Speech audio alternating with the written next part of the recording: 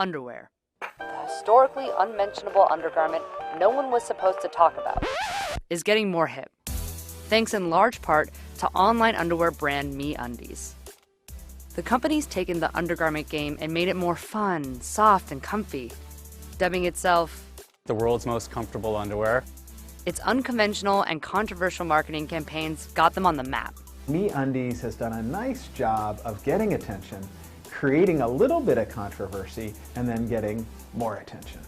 The company's gotten the rich and famous, like the Hadid sisters and Kylie Jenner, touting the brand, and a boost in sales from advertising by celebrity podcasters, not to mention fostering a highly engaged customer base. The hype is real. When people finally try our product for the first time, they go online and they rave about it, and they rave about how excited they are. But with a saturated online marketplace and a long list of competitors, can MeUndies stay competitive over the long haul?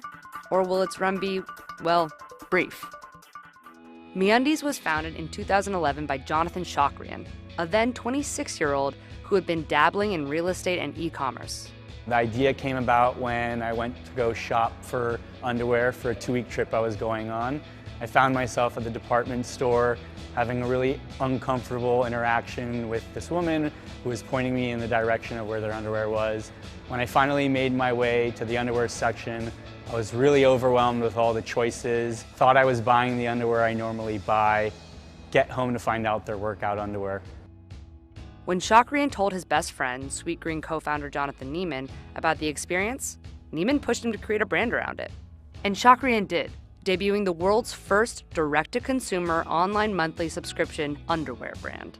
They were part of the beginning days of the online subscription boom, with companies like Birchbox, Dollar Shave Club, BarkBox, and The Honest Company all taking up spots in the marketplace. Like those companies, MeUndies uses a subscription model. One pair of undies gets delivered to your door each month for as much as $16, compared to Calvin Klein, which costs $39.50 for 3 pairs. And now they sell socks, shirts, sweatshirts, bras, and loungewear. Their underwear is made of micromodal material, extracted from Austrian beechwood trees that MeUndies claims is 3 times softer than cotton. The company has not been one to shy away from controversy. In fact, one can argue it's been the key to their success. Early on, we really used a lot of different tactics to kind of get the brand out there and do a lot of shock advertising. Case in point, in 2013, its first major ad campaign was featured on a startup porn site called Paint Bottle. In 2014, its ads were so risque, they got banned from Facebook. Instead of bowing out, this is how MeUndies responded. Because we were a small company and working with little budgets, we really used the opportunity to try and really create, controversy, per se. A week after Dallas Cowboys running back Joseph Randle was caught shoplifting underwear in 2014, MeUndies invited Randle to become a spokesperson for the brand. We didn't want to condone stealing, but we really saw it as an opportunity to try and turn a negative situation into a positive. In 2015, Seattle Seahawks running back Marshawn Lynch was fined $20,000 for grabbing his crotch after scoring a touchdown. MeUndies offered to match Lynch's fines with a donation to his Fam First Family Foundation. We thought it would be a funny opportunity to try and, let him know that there was more comfortable underwear out there. And so we used it as an opportunity to insert ourselves into the Super Bowl without having to spend, $3 million on a commercial. I don't think MeUndies has accidentally created things to get attention. I think they understand that great brands are part of cultural conversations, and they're doing things within their brand authority and brand personality that allow their brand to become part of conversations. Around the same time, Shokrian was dealing with his own controversy, stemming from an improper asbestos removal he oversaw at his family's company in Texas. He ultimately served 7 months in federal prison after pleading guilty to violating the 2008 Clean Air Act. I think some of the lessons that I learned are about thoughtfulness and really being aware of the larger community that's out there. And we really like to be an optimistic company and really be encouraging to people and really show that there is change possible, just like with your underwear. Kind of funny enough, and there's a new way of doing things and you don't have to be stuck in the past. MeUndies was one of the earliest adopters to use podcasts for advertising. Their scandalous and sometimes incendiary ads were featured on Anna Faris as Unqualified. I'm a big MeUndies fan because whatever, we all work all day in our underpants. WTF with Mark Maron. My girlfriend Sarah just got like 20 pairs. And Bill Burr's Monday Morning Podcast. MeUndies, put them on your... Oh, yeah! Among many others. And it turned out to be a game changer. It took MeUndies 4 years to sell its first 1 million pairs of underwear.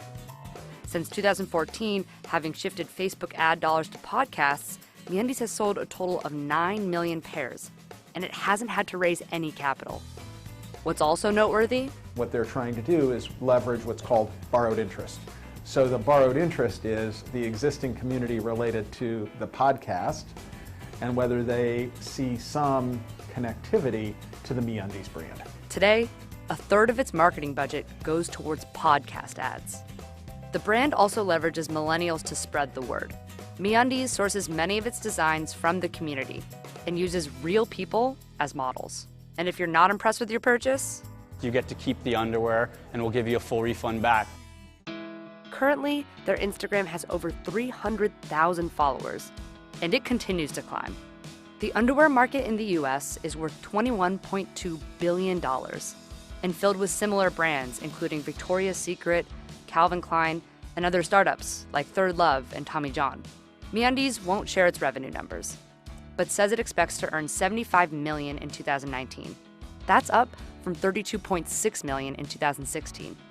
Still, compared to other popular brands, some say MeUndies is iffy when it comes to durability and price. Bottom line, the numbers show that MeUndies has a strong following, and they plan to expand their brand. In 2018, MeUndies opened its first permanent storefront in Los Angeles. The company plans to continue to roll out more stores, albeit cautiously. There is somewhat of a direct-to-consumer retail bubble we're seeing. We're really excited about expanding our retail footprint, but really want to be cautious about it. And following on the success of its matching pairs, MeUndies is expanding into the, well, four-legged mammal market. It's the first introduction of matching with your best friend, your dog, your cat, or your best buddy. It's a scarf that'll match with your underwear. MeUndies is also in development to add more inclusive sizes for men and women, based on feedback they received from their community and test groups. These new sizes are expected to come out later in 2019. To date, the company sold over 10 million pairs and reached approximately 1 million customers. The company says it's been profitable for the last 3 years. The majority of MeUndies customers are between the ages of 25 and 35. And there's a reason why MeUndies skews to that specific target audience. People who are 25 to 35 set cultural trends on food, on apparel, on travel, on all kinds of topics. And I think what MeUndies understands, and understands well, is how to tap into that mindset. My argument would be to look at 25 to 35 by mindset, because mindset will be a better way to bring scale to a brand that's a cultural brand. Because there are plenty of people who are 25 to 35 who don't have a MeUndies mindset, and there are people who are much older than 35 who absolutely have a MeUndies mindset. We're always looking for that next milestone and really excited to constantly improve the product and take this company to the next level.